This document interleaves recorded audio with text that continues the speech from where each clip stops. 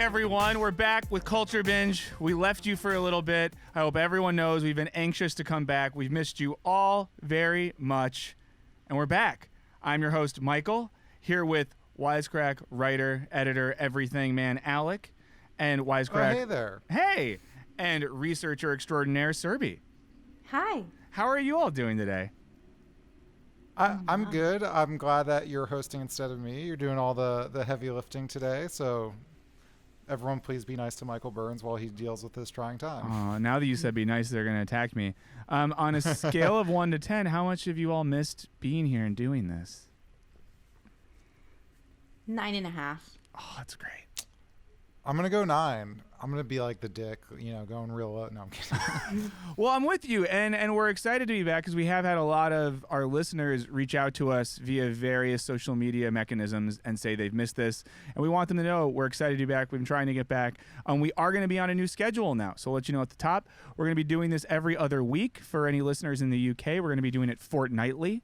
So you can expect that. The good part about that is that means we will have, 14 days of cultural content to dissect, describe, explain, and unwrap for everyone. So that's really great. But to get started, because we missed some time, let's maybe do a quick chaps and slaps lightning round. And by that, what I want us to do is get through as much as we can that's taken place in the, 2 months since we've been here? Am I exaggerating? 6 weeks? It is hard to remember what's happened even in the last month, but I have a short list. Okay, so do you want to start, Alec? Let's rip through some slaps and chaps. What do you got? All right, slaps. I got a lot of TV movies. We got Parks and Rec, rewatching it for the second time this year. It's amazing. I saw Kidding on a Plane, that show with Jim Carrey where he plays a weird what's his fucking name? Is he like a Mr. Rogers type? Like an absurdist Mr. Rogers? Kidding. Yeah. He plays a weird Mr. Rogers type guy, and the show is amazing. I've only seen the first 3 episodes. I hope it holds up. I got a new phone so I can take better pictures of my cat in portrait mode. Yeah. Very excited about that. I know we as a company shat on the Oscars a few days or weeks ago, but Parasite won Best Picture, so that's cool, and that movie's really good. I went to Death Valley again. Wow. The Good Place show ended, and the ending was very good. And also, while I was in LA, I experienced an earthquake. It was my first LA earthquake, but not the kind where anyone died, so far as I know. So it was pretty cool. I know that horrifies other people. And then for what chaps my ass, going back a little bit here. This is over now, I think, hopefully. Potential war with Iran. That's scary. Baby Nut, don't give a shit. Sorry, Joy, who's listening to this. Australia being on fire. Election season in America. Not the fact that we have election, just the fact that it's this long, protracted spectacle I hate. Beetlejuice, the star might explode, although maybe that slaps. I don't know. Someone needs to explain that to me. And also, the bagel shop that I regularly go to has been playing nothing but Michael Jackson on loop, and at this point, I think they're trying to make some kind of statement. Ew. Are the bagels still good enough to where they could keep doing that and you're going to keep going? Yeah. They've also irked me in some other ways, but the bagels are too good. And listen, I'm not like, oh, how dare they play Thriller. It's just like, yeah. I've been here 8 times now, and every single time it's straight Michael Jackson. And I feel like you don't do that by accident. No, there's some intention there. But that was a good list. And I think overall, more slaps and chaps, which is great. Serby, what's been slapping and chapping? So many things. Well, get into it. What slaps, the British royal family is experiencing a lot of family drama, so it's really validating for me for some reason. Like, you could have everything, but you could still have like a shit show of a family. I really liked Star Wars. It had problems, but I still enjoyed it. I thought it was a good watch. I really liked the ending of Good Place. I just started to watch Schitt's Creek, which is really, really good. I like that. And then what chaps, the news about Kobe Bryant and the other 8 people in the helicopter crash. That was really sad. The increase in coronaviruses and the infodemic that's happening.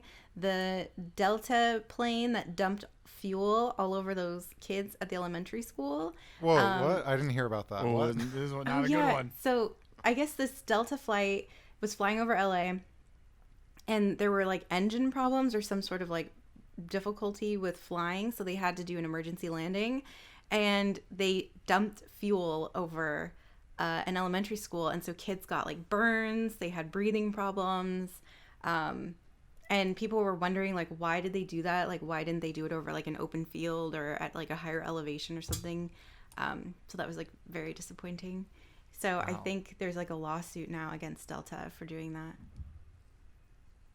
And then the last chap is the latest season of Peaky Blinders is not very good. I just started watching it and was like, this is so good. And then I got to the most recent season and it's so bad. Wow. I've noticed a sort of morose affect of people walking the streets of the city, so now I know it's because of Peaky Blinders. They've all been disappointed, and the Blinders hive is a mix of the fuel dump and the Blinders hive being upset. Very sorry about that. What about you? What's chapping your ass? Oh, what slaps? Thanks for asking. Some of these will overlap with your great points. Parasite won the Oscar. That was really exciting. It was a great. The Oscars are so boring in general, and it was still stupid, and they shouldn't have music. I know that's sort of Chap's territory. But as the night went on, and we went from international to screenplay to director, and Parasite keeps winning, and Bong Joon-ho just says he wants to go drink, and he can't. When they won Best Picture, we had a little watch party. We were just screaming, and it also slaps that the cast and crew of that film were out at one of my favorite restaurants in Koreatown until 5 a.m. And I love that. Whereas I think a lot of other people, they win an Oscar, they're out at some like fancy place in like West Hollywood or the Chateau Marmont or whatever. No, Bong Joon-ho and friends are kicking it in K-Town, and I love it. Another thing that slaps, the new season of Curb Your Enthusiasm rips. I do not know how Larry David keeps doing this. Funnier, more insightful, sharper, riskier than almost anyone else making TV, with the exception of Joe Pera. I think that Joe Pera is a comedy god, and the show Joe Pera Talks With You is the best thing currently on TV. Not a lot of people are watching it. It's on Adult Swim. Check it out. Two culinary things. Really into vegan breakfast burritos right now. Have been scouring Los Angeles. I think they're the best health thing I've eaten. If anyone knows of good vegan breakfast burritos, please send Rex. Along with that, vegan Thai food. As Alec knows, I've transitioned to being kind of vegan, and vegan Thai food is just really good. Along with that, some other stuff I liked watching. Really liked the John Mulaney special, John Mulaney and the Sack Lunch Gang on Netflix. It's an absurdist children's special about death anxiety. I thought that was really fun. Didn't travel this holiday season, which made me really happy. Also got engaged since we've last been here, so that's fun. Congratulations! Yeah, she still has a lot of time to leave the ring and a note on the table. Maybe it'll happen soon, but for the time being, it's great. Let's get to Chaps. Christmas, dumb. Don't like it. Let's cancel it. I was thinking about putting that on my list. Yeah, don't enjoy it. I think we should just have some general. We should still have work off then, but just make a new name. A holiday, Festivus. Hang out. Yeah, do whatever you want. Festivus, shouts to Costanza. Don't like Christmas. Let's not do it. New Year's Eve, also dumb. Don't care about it. I had a fun time because I went to a friend's house and we just sat there and like drank wine and ate snacks. Stupid holiday, too much pressure, means nothing. If you want to change your life, change it today. Also, what Chaps kind of relates to stuff you all have both said. The news is hell. The election cycle and political stuff that's going on and the planet being on fire. It's just hell. And the way that, and this is on all sides. I'm not making a political statement. I'm making a media critique. It just all sucks. All the news sucks. And it's all terrible. And no matter what, they just want you to be freaking the hell out. And it's breaking news, panic story. We're all going to die. I just hate it that I can't just turn on a channel and, learn what's going on. And then the Serby brought this up, the Kobe news, and of course all the people that died in that helicopter crash. Really tragic. It was a huge, I don't mean this in a glib way, bummer, and a weird way to get into the start of a new year. And especially here in Los Angeles, there's a good amount of murals of Kobe with his daughter Gianna, and it's just a sad reminder of that stuff, but a reminder as well. Tell the people that we love them, and live hard while we can. That's all my slaps and chaps. Anyone else they wanted to add? Anyone think of anything else last minute? We're slapped and chapped up. Serby has one. I knew someone would have another. Me is the speeches that the celebrities give at the Oscars. Like everything has to be so profound and so insightful, and it's just gross. Like when Renee Zellweger was up there accepting her speech. That's the worst thing I've ever seen. Watching that. And let's get this Chaps as well. It's Chaps that we gave a Best Actor Oscar to Renee Zellweger for a movie that no one saw, and no one saw it because it wasn't good. and her performance seems fine, but a little zany. And we need to stop this shit where we give awards to people because they act like other people that lived at one point. Same thing with Rami Malek last year. Great actor. Him putting in fake teeth and lip syncing to Freddie Mercury was not a good performance. We need to stop. And this is something, and we did a Wisecrack edition on the Oscars, and we get into this, how they give bad awards sometimes for historical features and for people that play other people. That was crap. I will say, king of award speech season, Brad Pitt. Yeah. And his Oscar speech was okay. What did he do? Just throughout, he had one speech where he had some good jokes. He made fun of Quentin Tarantino's foot fetish. He introduced Leonardo DiCaprio's nickname, LD, at one of them, which was fun. He had fun. Brad Pitt had a very fun award season. Good speeches, great hair. So I can't be mad at him for that. Well, great. So it's all about the hair for you. Yeah, and if anyone does think of some chaps and slaps that we didn't cover, or you think we missed, hit us up. But now it's time to get into the meat of this meal. Appetizer time is over. It's time for some main courses. Serby, we've missed you. We've missed your insights. We've missed everything about you. So get us started today. What do you want us to talk about? So I want to talk about loneliness. I've been thinking about it a lot lately. And I recently read about Hikiko Mori, which is, I think, something that a viewer encouraged us to look into. It might have been due to bias, but I'm not sure. Love that guy. So Hikiko Mori is a phenomenon that originated in Japan but has become known around the world in other cultures, and it's now considered a psychological condition. So Hikikomori are reclusive individuals who often don't leave their homes for months. They have few or no friends. They are depressed or experiencing overall psychological distress, and they avoid social situations. And it's estimated that 1.5 million people suffer from this condition. And this is from a recent article published in The Guardian. Imagine there was a virus you'd never heard of which increased the likelihood of mortality by 26%, or a condition that had a death rate comparable to smoking 15 cigarettes a day. A national health crisis would be declared, and judging by the reaction to the coronavirus, panic would ensue.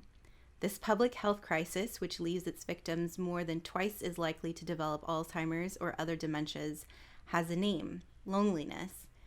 And I've had several conversations with friends in recent months in which the word lonely has come up. And from what I've read, people feel embarrassed or uncomfortable talking about loneliness. It's like a shameful secret that we all share, but not very many people talk about. So I want to pause here and talk about loneliness a little bit and learn about your experiences and observations with loneliness. And do you agree that it's as bad as research says it is? I mean, I do. And not to go too deep into stuff, but yeah, I think loneliness is something that I know I've experienced a lot and felt a lot. I've had some periods of my life where I really got in a pretty deep holes because of that, because of feeling. And I think the weird thing with loneliness is you can sometimes feel lonely even when you're around people, which I think is a part of this that maybe we don't often think of. We maybe think of loneliness as like, I'm home alone with no one to talk to. But I think there's a sort of alienation or isolation we can experience even when we maybe feel like we don't fit or people around us don't care about us or understand us and things like that. And I know I felt that before, specifically when I was in grad school. I had a chunk of time where I just felt so lonely. And the health stuff you bring up is real because there's a connection between how we feel mentally and like our immune systems. I'm not into hippie stuff. This is real. And it can make us physically ill. It can make us more prone to having weakened immune systems. And like you said as well, the way in our society we struggle to talk about mental health the way we talk about physical health, I think the stigma around loneliness is super dangerous and not good. So I'm glad you're talking about this. Yeah, and I think what's interesting as well is that, and I do this all the time, so I'm implicating myself, is I think there's a kind of millennial tongue-in-cheek, like, ironic, I fucking hate everyone, I just want to like sit at home all day and do nothing. I was even listening to a podcast. This like one of the first sort of makeup artist influencers got all these deals, and she quit just because she's like, I don't want to go to parties. I'd rather hang out with my cat. And I feel like I'd rather hang out with my cat is like a common refrain. And there's nothing wrong with like having alone time and stuff like that. And I'm there as well. But I think we've jokingly fetishized like staying at home reading books all day or video games or watching Netflix or anything like that. And again, I think maybe I'm not thinking about like balancing that with like, oh, like you should actually go out there or even like the way I complain when strangers talk to me. and by the way, I'm not an asshole. Obviously, like if someone needs help or something, I'm happy to help them, but just like random people who strike up conversation with me for absolutely no reason about like the weather, God, I hate it so much. But also maybe that's my fault. Maybe I should be a better person. If you are in the tri-state area and you see Alec on the street riding his bike on the New York public transit system, please go up to him, talk to him about the weather. Yes. Yeah. How Well, about you, thank Serby? you. Is this something that like strikes a chord with you in a personal way as well, or just something you think is important in an intellectual way? Both, I think. It's interesting because I've been aware that I've like had periods of my life in which I felt lonely, but I think in the last few months, like just having conversations with friends who are at all stages of their lives, like married, single, kids, no kids, traveling the world, study life at home, everybody has said, I feel lonely, or like there's like, I feel like I don't have anybody, even though they're surrounded by everyone. And so what you said earlier, when you can be around a lot of people but still feel lonely, I think that's what resonates most strongly with me. Like I have a pretty big network of people in my life, like friends and family, and then just random humans that I can't seem to get rid of in my life. And I still feel lonely sometimes. And it's amazing. Like you can be smiling and laughing, and inside you just feel like nobody else is there with you. It's interesting. Is there like I'm kind of curious, like is there like what are the deeper reasons, but is it you don't trust the people, or there's like a weird subtext of like competition, or like I could understand like, oh, like I'm laughing joking with my coworkers, but at the end of the day I know they all fuck me over in a heartbeat. Like it I'm not saying that's what's happening, but like those are sort of the things that I imagine that could happen in that scenario. But do you have any sense of what causes it when you're around people, besides just feeling that I'm alone?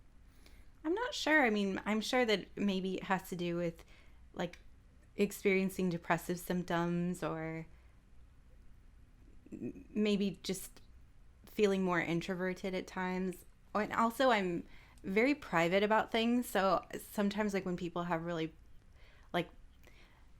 like when they want to talk about something like very private and they're all quite open about it, I just don't like that. Like I don't mind being very open with some people, but there are a lot of times where I feel very uncomfortable in situations where I just feel alone because I don't want to discuss things. And I feel like it closes me off. Like I isolate myself from those situations.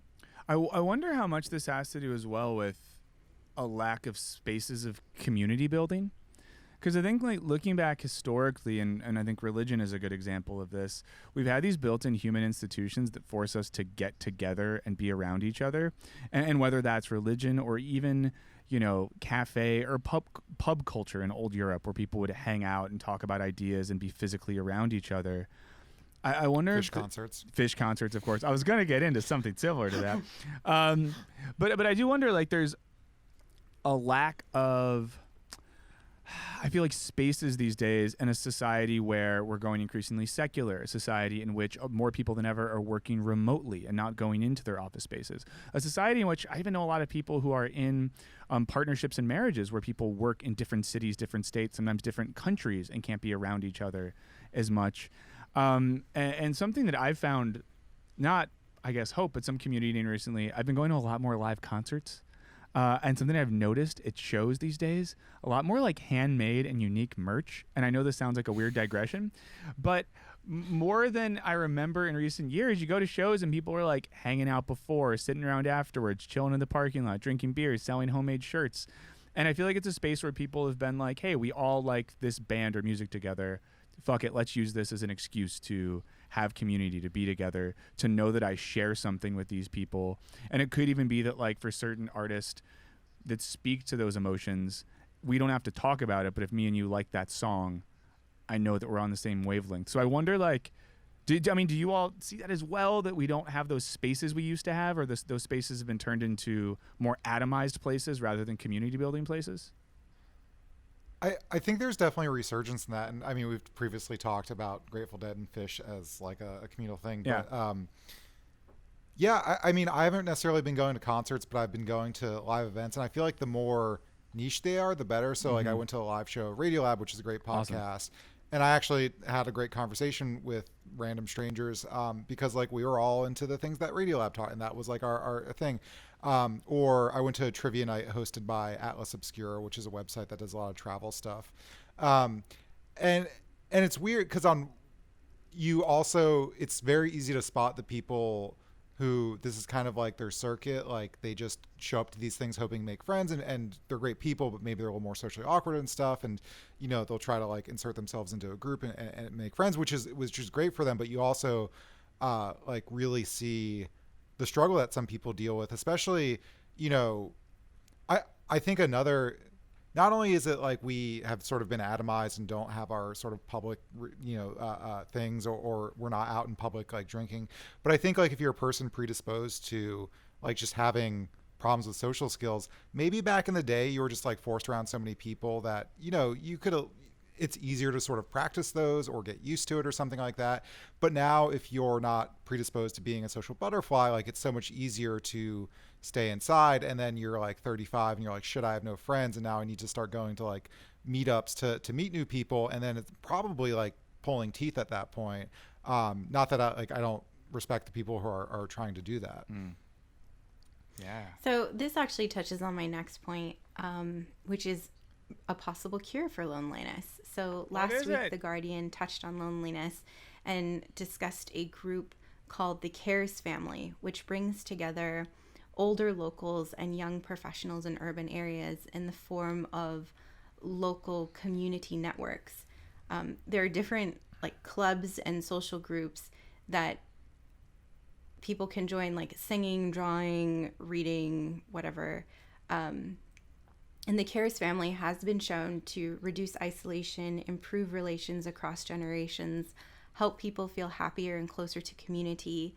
They miss people less, and they have more people to rely on in times of need. And this reminded me a little bit of Moais. I hope I'm pronouncing that correctly. They're social groups social support groups in Okinawa, and they form lifelong friendships in childhood and regularly meet into forever, actually. And researchers credit Moais with one of the reasons why Okinawans have such long lifespans.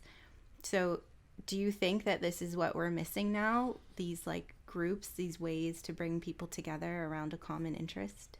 I mean, yeah, I was going to say earlier as well, in my experience and recent experience, I think anytime I've like volunteered or got involved in some sort of cause, whether it be like social, political, or creative, I've found that to be an enriching and loneliness fighting thing to do, because it puts you around people in your community who have similar interests and passions, who maybe come to a space to work on a common cause or towards a common goal.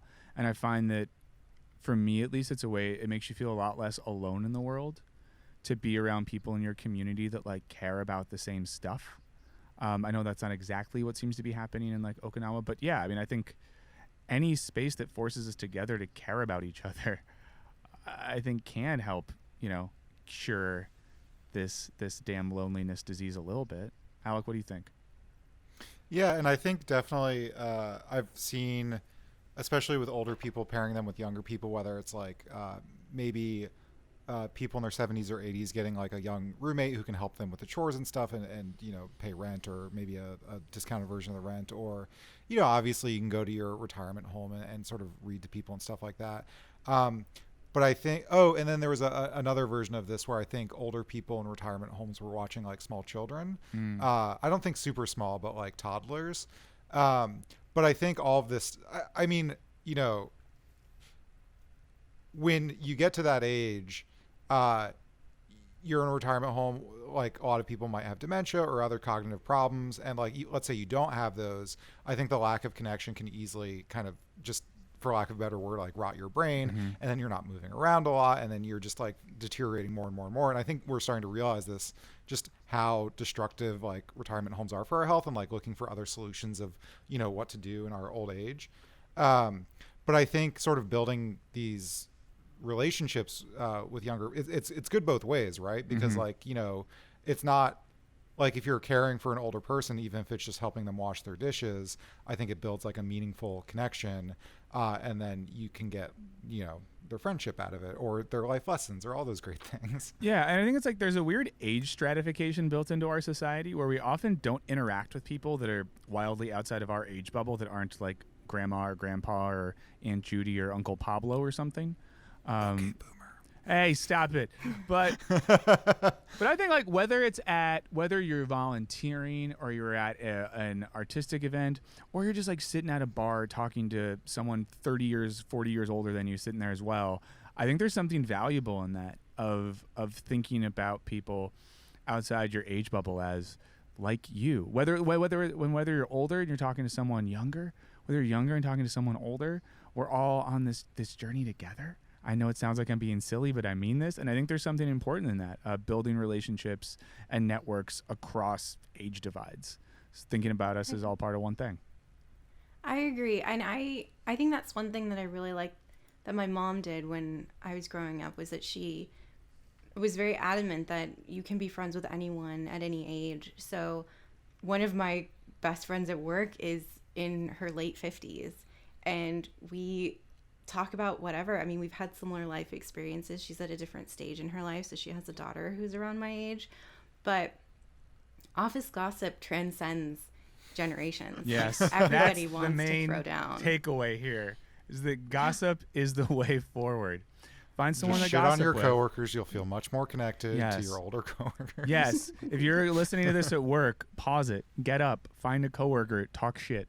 Even if it's making it up. Start a fake rumor about someone for the sake I do that of all the time. That's horrible. Okay. Before we move on, any last thoughts on this? Or alternatively, how about this? Does anyone have just a quick thought? If anyone's listening to this and they're like, fuck, I am experiencing loneliness. This is real for me.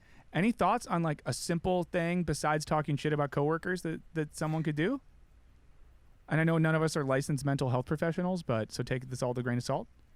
I've been meaning to do this, but start a D&D night with Hell your yeah. friends. Great. Or if you don't have, find like a meetup.com of D&D. Awesome. D&D. Serby, any thoughts on a simple act someone can do? I think to identify what you're feeling. And I think like trying to externalize emotions and feelings and try to just identify. And if you acknowledge something, like if you acknowledge I'm lonely or I'm depressed or I'm blue, I'm down, like identifying what you're feeling, I think is often quite helpful, because then you know what's going on and you can try to make a plan to do something about it. And even if you don't, at least you know what is happening in your life. Awesome. I'll add just quickly to that, something I realized that the loneliest part of my life, I thought no one wanted to hang out with me, and I waited for people to reach out to me because I thought no one wanted to hang out with me, only realized like a decade later, most people feel lonely, most people feel isolated, people want to hang. So if you're thinking like you don't get out there and do stuff because no one wants to be around you and you're afraid to make the first move, fuck that. Shoot a text, write an email, people want to hang out with you, they feel the same way. Most of us feel kind of lonely and crappy inside. Know that. We all put on our best face, hit your friends up, hang out, play D&D, go see some jazz, paint a mural, do whatever. I promise people want to hang out with you. Do well, crime. yes, do crime, maybe car pranks. I don't know. But so let's move on a little bit. I think we have a topic that Alec wants to get into that involves hard science, deep research, and a high level of medical attention. What are you getting into, Alec? I'm going to be talking about Goop specifically. Goop got a show on Netflix called Goop Lab. Wow. A lot of people were very upset about this. In fact, Real Engineering, Brian McManus, tweeted that he was as soon as it was announced, he canceled his Netflix subscription. For those who don't know, Goop is Gwyneth Paltrow, the actress. She has a lifestyle brand. They famously sold a jade egg that one puts in their vajayjay, and also a psychic vampire repellent. I don't know if the vampires are psychic or there's like psychic vampire, like psychics who vampirically live off of your mental. I don't know. But anyway, the aforementioned jade egg, the yoni egg, I believe it's called, was called dangerous by medical doctors. And Goop was fined over $100,000 in California for false advertising after they said it could help bladder control and hormone levels. Just to set the stage. This is all pre-Goop Lab. So wait. So that's bad because I need to call my mom because I was what I got it for Christmas. I wanted it to go well. I did not know this. So you guys keep going. I'm going to call her. I hope you got her the psychic vampire repellent, not the yoni egg. I'm going to plead the fifth on this one. Keep going. So the Netflix series is 6 episodes. I watched it, so you all don't have to. They send out Goop staffers to try various what they call modalities of treatment. And what's very interesting, talking about our last topic, is a lot of it deals not necessarily with loneliness per se, but our sort of disconnection from each other, our sort of general spiritual unwellness, even though I hate the word spiritual, but I think they mean sort of in that kind of general mental way. So these different modalities, in one they try anti-aging diets, in another they do psychedelics for their mental woes. In another they do energy healing. In another they talk to a psychic medium. And there's a few things that I thought were very, very interesting because it's easy to sort of laugh and say this is pseudoscience, and obviously it is pseudoscience. But I think there's like some really kind of interesting things going on. First of all, to that the loneliness topic, like they are kind of selling snake oil for, I think, something that is a real concern. They're just selling a fake version of that. So in the psychedelic episode, they really talk about our societal disconnection. They talk about how we're all sort of in it for ourselves. We don't connect with other people. And just sort of talking, I think these are all real issues. And I'm not saying, and they view like shrooms, etc., as sort of a way to connect with other people. And there is stuff. It's sort of like some psychedelics are sort of ego diminishing, so you feel small in relation to the universe, and that could be good for your relation, all that stuff. But also they just sell like a lot of self-empowerment and stuff like that. And I think that comes from sort of a real place, but they get into batshittery, which is, I think, the second thing that I find really interesting is they put the most scientifically non-controversial episodes up front and slowly get a little crazier and crazier. So the first episode is about psychedelics, which have real scientists are studying them to deal with anxiety and depression. And so me, someone who's like very skeptical of this show as soon as turning it on, I'm like, oh, are they not being assholes about this? Like, are they doing real stuff? They talk to people with PhDs. They talk to psychiatrists in different episodes. There's some of the Goop staff members are research scientists, or so they call themselves. So that's the first episode. Scientifically, allegedly sound. Obviously, I'm not an expert, and I don't know if there's like small claims they make that aren't true. But the second has this guy, Wim Hof, who has this breathing technique that allows you to like dive into very, very cold water. I think it's also supported by people, some of the more like Silicon Valley types. And he's been involved in some studies. And I think what he's doing there is taking like, with my breathing technique, you can alter your immune system, which is, like, our mental state can affect our cortisol, which regulates all that shit. But then he's like, they injected me with E. coli and I didn't get sick. Therefore, like, I can control my immune system on the molecular level. And so that's just like diving into the deep end, so to speak. Then they've got episodes about like female pleasure and on anti-aging diets, which are different levels of pseudoscience. And then for the last two, they just go full woo-woo, which is there's an episode on energy healing. And we actually have a clip of that. Can we show that? So this is a guy who manipulates the energy fields around your body, and at various points, people like contort and look like they're having an exorcism. I'm kind of very, yeah. And so they do that, and then the last episode they save the psychic medium where they talk to your dead relatives. And so I think it's interesting that they get you in there with What is happening? They know what they're doing in that they get you on board with a little like, oh, here's some real science. Well, what about this super fake science? Another thing they do is like they really like blur the distinction a lot. So they have these interstitials which say like research shows, and we can pull one of those up right now. The most advanced research thus far, this is about MDMA, has been into MDMA, the compound found in the street drug ecstasy in Mali. In 2017, the FDA assigned a breakthrough therapy designation for MDA and psychotherapy for PTSD. That's one of the interstitials. There's another one. Research has shown that Hoff's breathing technique, this is the ice water thing, can cause the body to temporarily become more alkaline.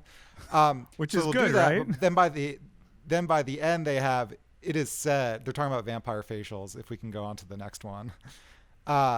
Facial acupuncture, not research shows, is said to increase blood flow and stimulate the production of collagen. So again, it's like, oh, I recognize this like authoritative text, but now it's no longer saying research, it's just like people say. Yeah. Sorry, Mike. That's so bad. Oh, and even the alkaline thing is great because that's one of the biggest scammy things ever. This weird notion that we're supposed to be alkaline. Tom I need to Brady's look more diet into sells that. But what do you know about it? I know about that Tom Brady, the quarterback from the New England Patriots, hate that guy, has a scam diet called the T B12 diet that he developed with this scammy trainer and dietitian. And the main point of the diet is to have alkaline levels at a certain place. And it's all about like what foods do have alkaline and don't. And it's like a complete scam. Like every actual scientist and dietitian is like, yeah, this makes no damn sense. And if it helps you lose weight, it's just because it's dropping out certain carbs and stuff like that. But Tom Brady, he's kind of like Goop for people that listen to Barstool Sports or something like that. Well, so is there anything in, and you got to this a little bit, Alec, were there any points in your anthropological immersion in the Goop world that you took away as a positive thing you could implement in your life? Anything that you would actually think of doing or using after your journey? Well, the one guy is like, he sort of, the Wim Hof guy, here's the thing. If you want to take a cold shower every morning and you feel energized for it, like, good for you. Like, do you want to say that that's going to protect you from E. coli? Please don't do that. But I'm not going to do that, but it's one of those things where I was like, okay, yeah, take a cold shower or like dive into a cold lake or something like that. You do you. As for other stuff, I mean, psychedelics, man. I mean, because that's legit. I was thinking when you said that, I don't know if they referenced it in the episode. There's the Michael Pollan book, How to Change Your Mind, that came out, I think, last year, that put together all of the psychedelic research.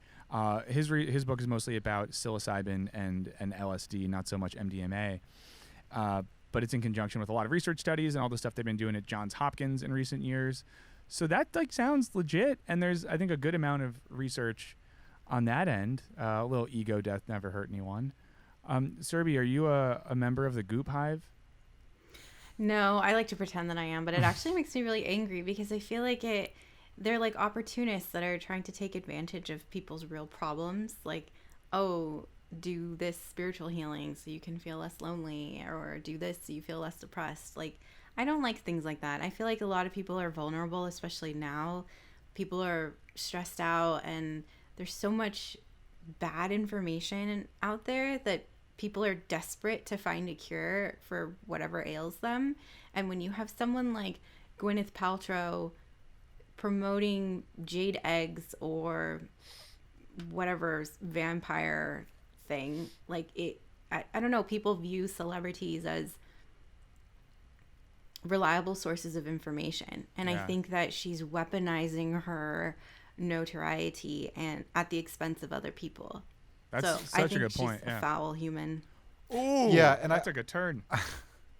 And I think they do this specifically shitty thing in the show because a lot of it is not necessarily even like Gwyneth Paltrow is sort of just like, oh, I'm curious about, like, tell me about these things. She's not saying like this. She kind of distances herself, but they have these little, they call them case studies where they'll talk to people who have been affected in positive ways. But really, you know, they're just cherry picking something that fits their story.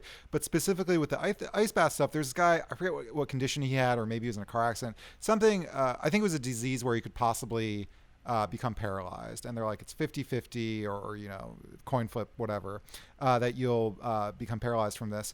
And he's like, and then I started doing the ice bath thing and the breathing, and now I'm not paralyzed. And it's like, well, right, they said it was 50-50. And like, again, if this guy wants to jump in a bath of ice, that's fine. But I think it gives false hope, like whether it was the ice bath that did this or whether it was that literal random chance that the doctor already ascribed. But they do this with lots of things, whether, you know, they do it with people who have taken psychedelics.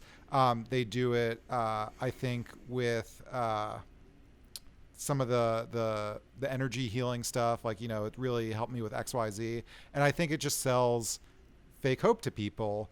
And so, I mean, that's how con artists work, is that they get at the real sort of sore point for people, their loneliness or their mental health problems or whatever, and then sell them a fake cure-all. Yeah, it's so dangerous. And I think the point Serby brought up earlier, too, about the way in which we ascribe expertise to celebrities is so dangerous and toxic. Like, just because you're a good actor doesn't mean you know shit about science, politics, philosophy, religion, the climate, or anything else.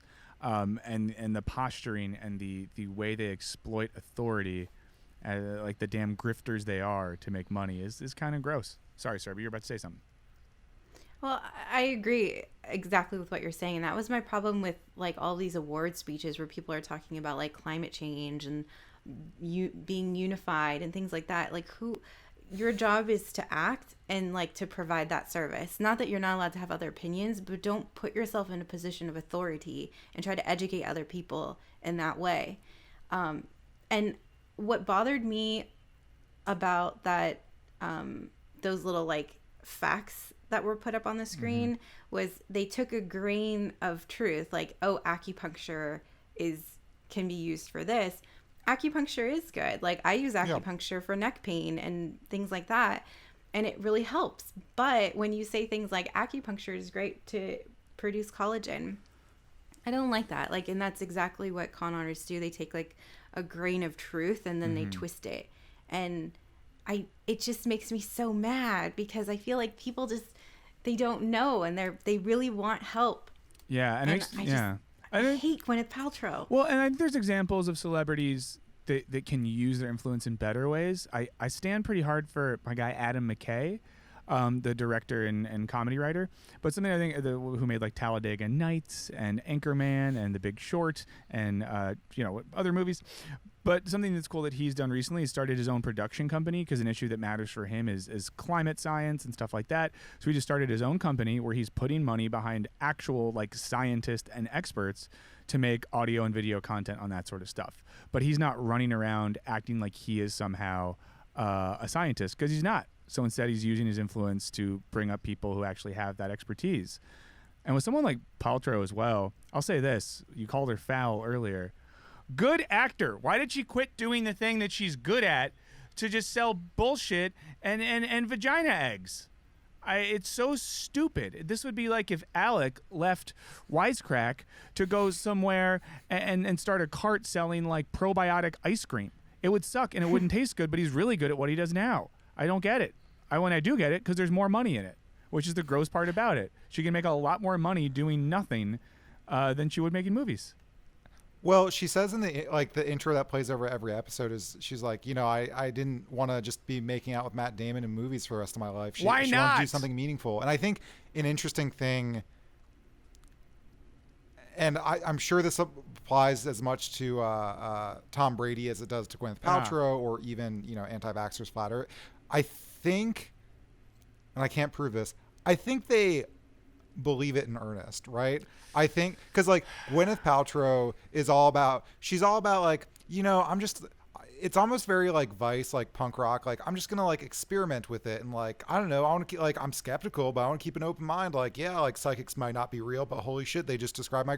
And I think that's like another little trick they use, whether knowingly or not, is they sort of weaponize like a sort of carefree, gonzo style of like journalism to be like, whatever, like I'm just going to try an energy healing and see what happens. Like, oh, this thing happened that like I can't explain, but science probably can in a much more easy way. Like, yeah, I guess it works, but like that's just my experience. And so yeah, like I don't think she's sitting there being like, I'm lying to people. I think she thinks she's helping. Which is even more worrying then. I'd rather have her be a grifter that knew she was selling bullshit than someone who actually has got high off her own supply.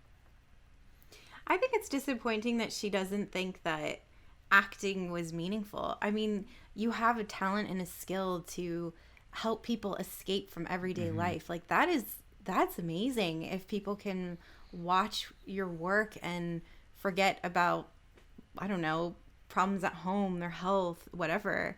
And I think that's incredibly meaningful. She should have stuck with that because that made more of a difference in people's lives than the jade egg I currently have shoved up my vag. I know. And it's hard too because since I don't have a vagina, it's been in my butt this whole time. And the chairs in the studio are not soft. And I want to end the podcast so I can pop it out. But I got to call a doctor after I call my mom. But I agree with you. And it's horrible that Gwyneth Paltrow devalues art as something that can make people's lives better over this. And the idea that film or stage plays or literature aren't things that profoundly affect people's lives in great ways. I mean, to touch back on the last topic, at my loneliest points, like reading books and watching movies really helped me find some happiness and connection with human themes, not, friggin' witch potions that you put in your tip of your penis or whatever it is she's doing. I don't like it. Well, so we need to wrap this one up. Quick question though: if you all had your own lifestyle brand, what sort of stuff would you sell to really promote your lifestyle to others? Alec, I'll start with you. Fuck. Wait, can Serby go first? Okay, Serby. What? No. Okay, here, I'll go first while you think then. If I had a lifestyle brand, it would be a service where, it'd be like a store, and these already exist, but it'd primarily be books, booze, and a really good vinyl section. So you could come in my store, you'd hear some good old music, we'd have a nice selection of natural wines and craft beers, and then a curated selection of books, both fiction and nonfiction. That would be my lifestyle. Nothing going in any hole whatsoever. This is not because you said it. I thought of it right before you said, but like a book of the week club. Let's start our own cult. No. Okay. I would like that. You have a book of the week club. You maybe write a little like intro for why you think this is important. I like it. Right. I think that's good. And then people have to worship me as the supreme leader of the universe. Oh, no, yeah. You use this to become God, obviously. Serby. Yeah, okay. What are you selling to the weak-minded sheeple? If I would sell anything, maybe I would sell like a service, like, something that could like help people. Like, I'll review your resumes, or like I'll do something like that. It's a thing that exists, and you could just do that. Exactly. Like, why reinvent the wheel? So get in touch with Serby. I think we talked about this earlier. Her starting rate is $1,000 per resume, but it's worth it. Cash only. We need to keep this off the books so the tax man don't come a knocking. So to wrap things up, is it okay if I talk about something as well?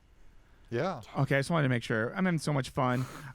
It's great being back. I wish we could each do 8 topics and be here all day. So something you might have heard of if you're a human with eyes to see, ears to hear, and a tongue to taste is the coronavirus panic. It's been one of the major news stories and definitely the biggest public health stories in 2020. So a little background, I'm sure we all know this. But the coronavirus, of course, is a coronavirus. Coronavirus itself isn't a thing. It's a type of virus. This batch started in Wuhan, China, and it's meant to have emerged from a seafood and poultry market. Now, it's a moderately infectious disease, so it's similar to SARS, if we remember the SARS panic from a few years back. One person with this coronavirus could spread it to between 1.5 and 3.5 people. So moderately infectious, not over the top. Now, this 2019 version of the coronavirus is when it first emerged, is more infectious than either SARS or MERS, the last two comparable diseases or viruses, but are less likely to lead to death. So more infectious, less likely to kill you. Now, as of right now, the risk to people outside of China remains very low. And we can get into this more later.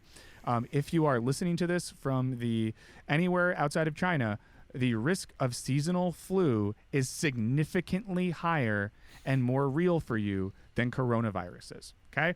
A couple related facts. Currently, there's still 20 Americans and a bunch of other people. I hate when I have to be like Americans, like they're somehow different. But there are 20 Americans that are currently infected on a boat quarantined at a Japanese port, which sounds very horrible. There's over 400 people stuck on this boat with limited rations stuck in their little tiny cabins. The Chinese economy is currently struggling pretty bad. The New York Times had a quote that said, it's like Europe in the medieval times. Things have kind of shut down economically. And as of the most recent count, and this might have changed because in the past 3 days, as I've been keeping up with this, the numbers keep changing. 1,016 people are dead because of this strain of coronavirus. And then currently 12 people in the United States have been infected, 6 of them being in California. So California has the most, much like the Electoral College. Well, we got the biggest number there. Now, I'll say 2 more things, and then we'll give it to the panel. But right now, according to most scientists, the best case scenario is containment. That we keep coronavirus contained to where it started. Don't let it spread. What was I about to say? Oh, yeah.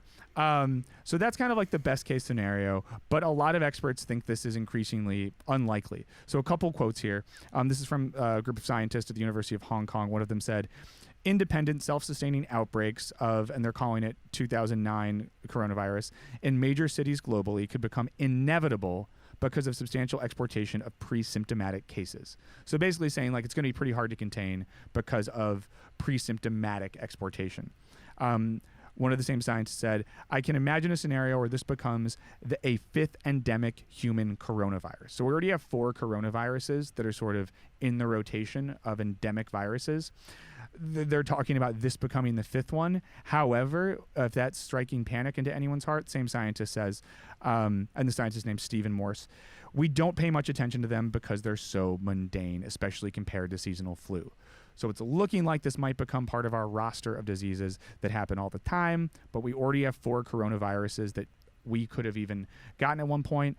And Richard Webby, an influenza expert at St. Jude's Research Hospital, says for the most part, the 4 existing coronaviruses cause common cold-type symptoms. So that's what we're getting from the coronaviruses that are currently out there. Now, if one option is that it sort of floats into this rotation of currently existing coronaviruses, the worst option or the more dangerous one is that it returns as a bad seasonal flu and something that we can expect year in and year out. Scientists are saying the odds of this are pretty good. And what we might be seeing is the emergence of a new coronavirus that could very well become another seasonal pathogen that causes pneumonia. That said, it would still be more, it would be more than a cold, less than SARS. The only other pathogen I can compare it to is seasonal influenza. That's Michael Osterholm of the University of Minnesota right there. So while the best case scenario is containment, it is looking like there's a good chance that this is going to become a part of our normal disease roster. Now, the thing I think we should maybe talk about, of course, this is real. It's affecting people in China at rates much higher than the rest of the world. But people in America are freaking out. If anyone's traveled in America recently, there's a lot of people like wearing masks, which actually don't help you if you already have it, it's great to wear a mask. If you don't have it, it's doing nothing for you. There's been issues of students from China or just of Chinese descent being made fun of, mocked, or bullied in high schools and colleges around the country. At one school in Toronto, a group of parents tried to get students of Chinese descent sent home from school. There's a lot of panicky stuff going on. And of course, this is all against the backdrop of the thing that could kill us is the flu. The thing we should worry about as people that are not in China is the flu. And we still, as a country, are wildly under-vaccinated when it comes to the seasonal flu. So, I've said too much already.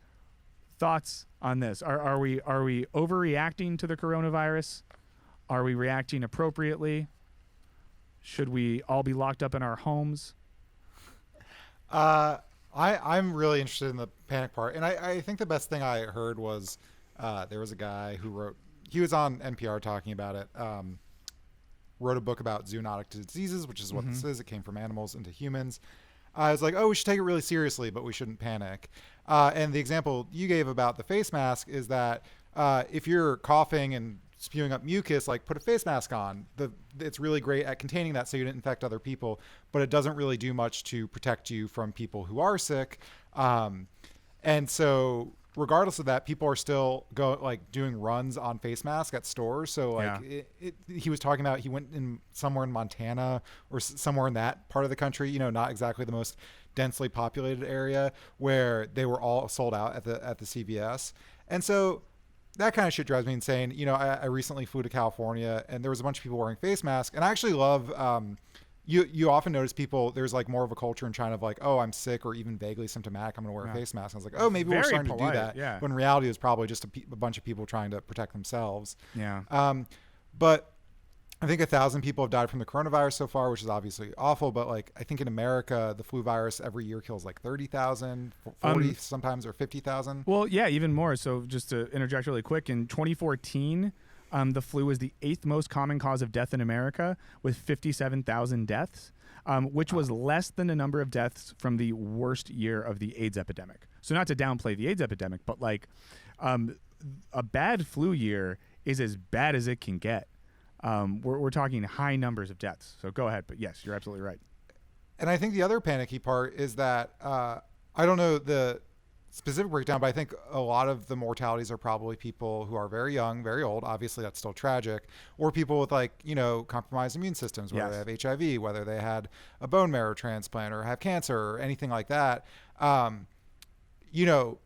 So for you to be a fully healthy person, freaking the fuck out and saying, oh my God, I'm going to die. Or, there's been a lot of like TikTok, like this is the end plague kind of jokes. But I also think there's like an element of truth in what people are thinking about it. And I don't really know at what point like the media is stoking this. Like again, like you don't want to underplay it, right? Because, before have all the facts about a virus or, any sort of pandemic or epidemic, you want to take it seriously and get sort of scare people enough to make them cautious, but you don't want them to, buy all the face masks so people that need them can't use them.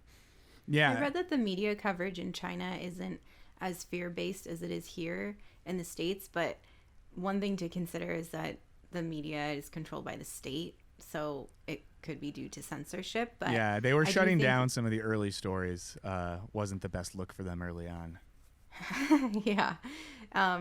I think it's interesting that the World Health Organization is more concerned about what they're calling is an infodemic, which is an overabundance of information that some of it is accurate and some isn't. And it makes it difficult for people to find trustworthy sources of info and reliable guidance. So apparently they're working 24/7 to identify the most prevalent rumors online. And they're updating their social media channels with evidence-based information so that people know what works and what doesn't and how to keep themselves safe. Yeah. I mean, an interesting part of this, and you kind of pointed to this, is I think was the term infodemic you used? Mm-hmm. Yeah. So there was an article from a few days ago from Business Insider about the psychological side of this. And just a quote from it said, psychological research shows novel threats raise anxiety levels more than familiar threats, and that people tend to underreact to familiar threats. So this idea that the things that might actually hurt us we don't react to, but the novelty of something less dangerous elicits a much more intense response. And I thought this was an interesting fact. It says, for example, there's about a 1 in 7 chance that heart disease will be the cause of an American's death. That's a lot. Whereas the chance they will die at the hands of a foreign-born terrorist is 1 in 45,808. But according to a 2016 Chapman University survey of American fears, terrorist attack on nation and victim of terrorism both ranked among the top 5 worries of respondents, above heart disease, which is going to kill 1 in 7. So the psychology around this is pretty wild. And the way in which we... And I don't want to blame... I don't want to, like, anxiety blame people, because I love anxiety. I have it all the time for dumb things.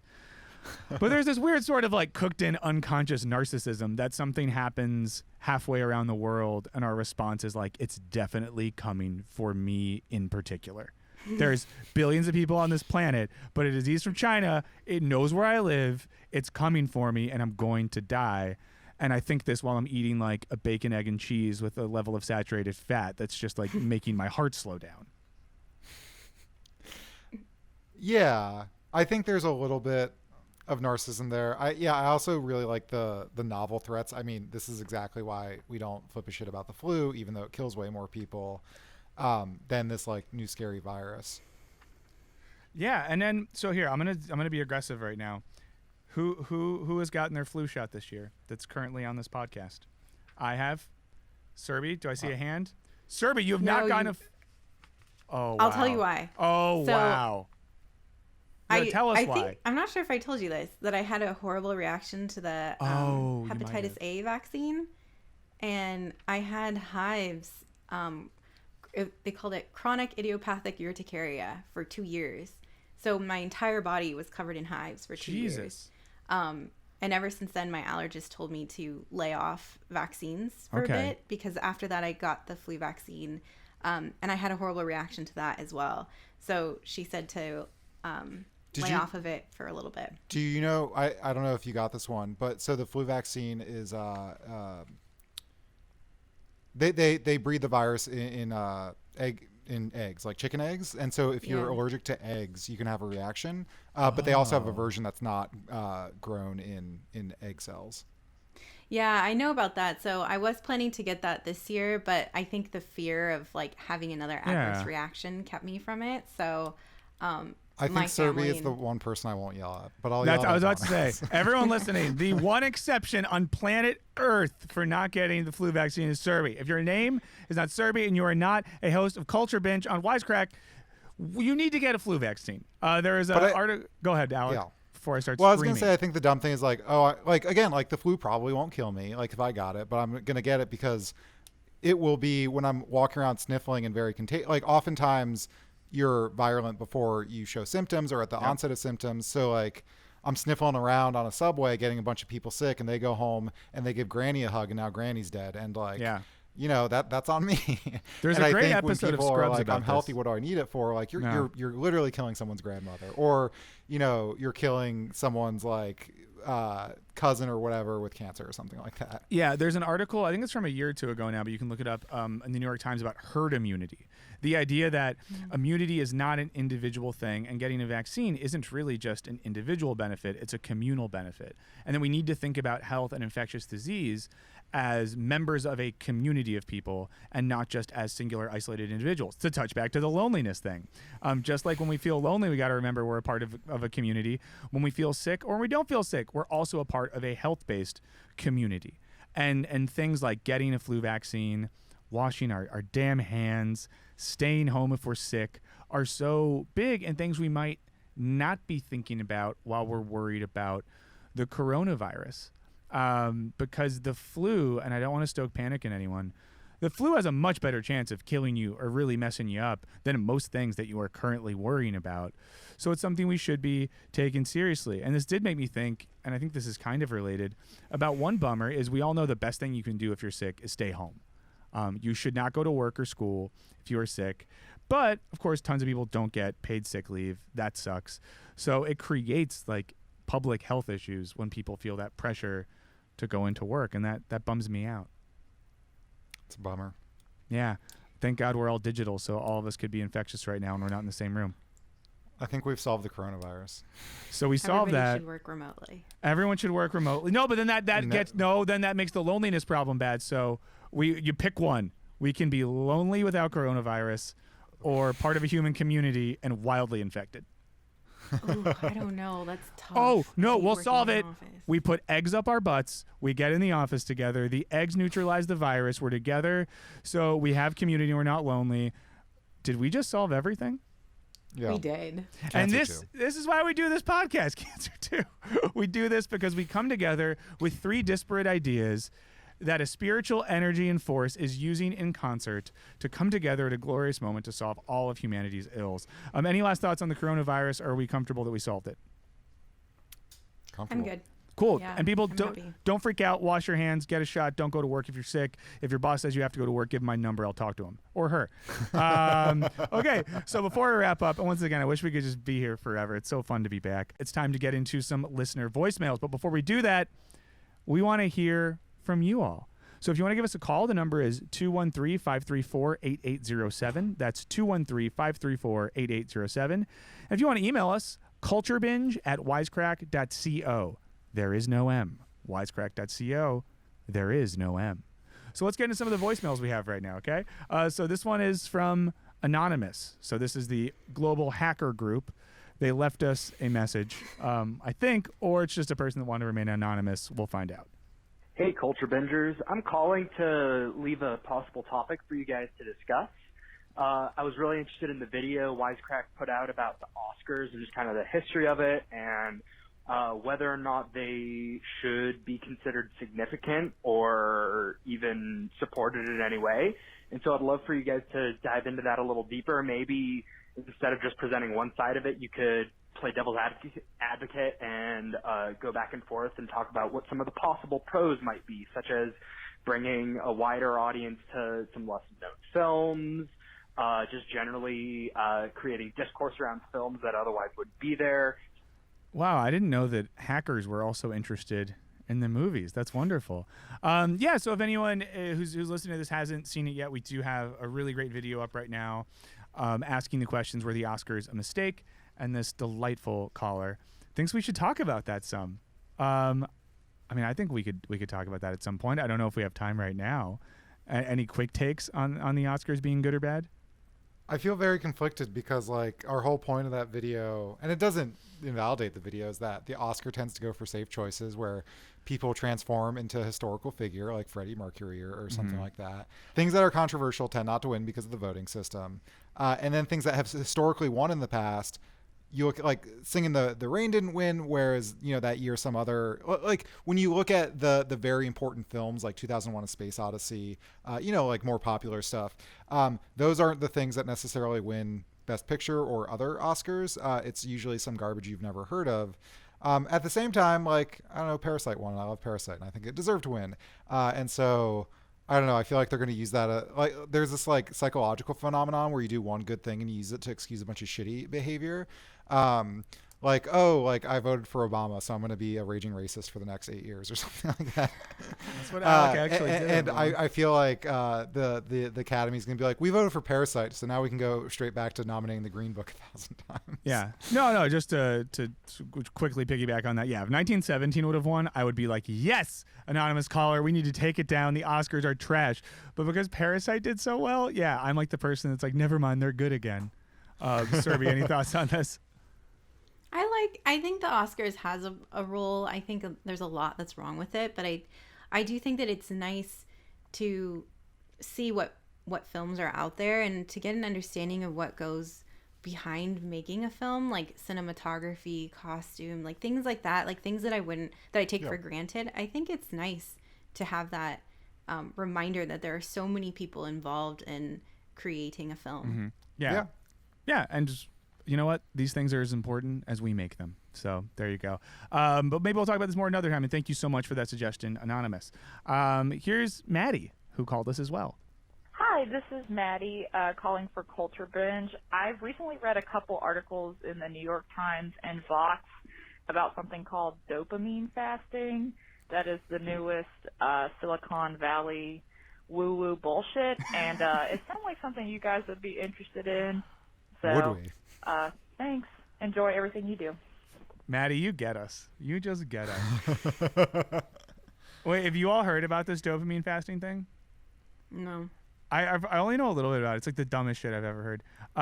So we know like dopamine is a chemical that our brains release when we're like happy and feeling good. So it's the reward chemical specifically. Yeah. So it's like, I don't know, if you've really ruined your brain, it's like if you're playing some game on your phone and you get to a new level, you get dopamine so that the corporations can own your mind a little bit more. Or it could be like, you know, someone says you did a good job at work or your partner is kind to you, whatever it is. So I think the basic idea is you do stuff to like choke your brain out.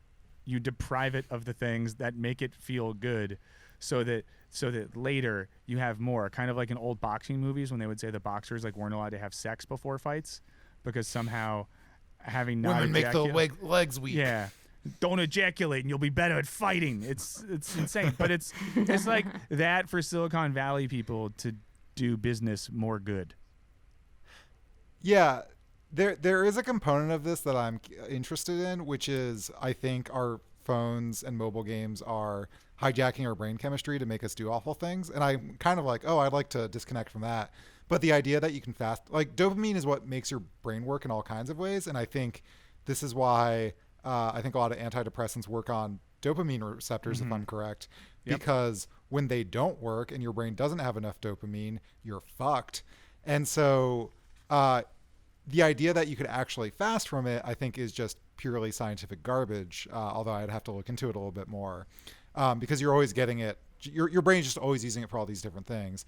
But the idea of fasting from maybe the bad dopamine hijacking things in our lives, whether or not there's like a scientific basis for it, there might be like a, like I could log off Twitter is what I'm saying. Yeah, I mean, if you really have dopamine problems at a neurochemical level, talk to a psychiatrist about antidepressants that could help you. If you're looking at your phone too much, and I'm really upset that the name of this author is missing from my brain right now. I don't know if y'all have read this book. It's called How to Do Nothing. And I think the author is Jenny something. A really great book, and I feel so bad that I forgot the author's last name because it's one of the best books I've read in the last year. But in How to Do Nothing, she gets at the idea that we're insanely addicted to phones and screens and speed and all these sorts of things, and talks about ways to disconnect from that in healthy manners that aren't just like dopamine fasting. That sounds like so a better dumb. version. Sorry. It's a much better version. Yeah. It's so dumb. It's like I wish I had that much money where I can come up with these like stupid things to like keep my life exciting and new. Like if I get another round of funding, like if I'm in my Series D and it's like, well, what do I do now? Oh, I know. Let's do some dopamine fasting. Like that's just so stupid. Like I wish that was a problem in my life. I think you could really solve all your problems by making money off of coming up with these dumb suggestions, Serby. Like you need to create.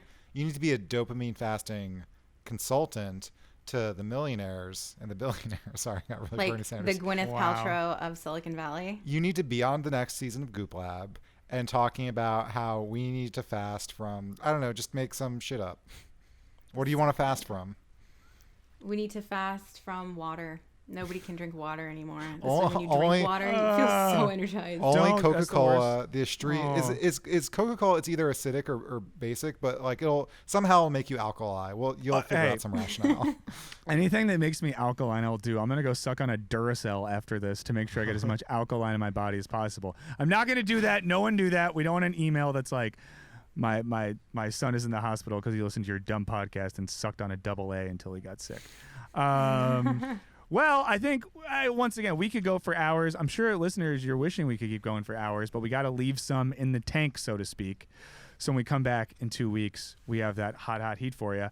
In the meantime, the people want to hear from you. They want to interact with you. They want to see what you're up to. So, Serby, where can our listeners/viewers get in touch with you and see what you got going on? Tweet me, Suri Patel 22. Awesome. Alec, where can the people get more? At Wisecrack Alec. So simple, so great. You can find me on Twitter at Michael O. Burns. I think it's the same on Instagram, but why does it matter? What does any of it mean? Fast from dopamine instead. This has been the first of many Culture Binges from 2020. We were so glad that you were here, and we'll be back in 2 weeks to dive deeper into what's going on in the zeitgeist. Thanks for sticking around, and we will see you soon.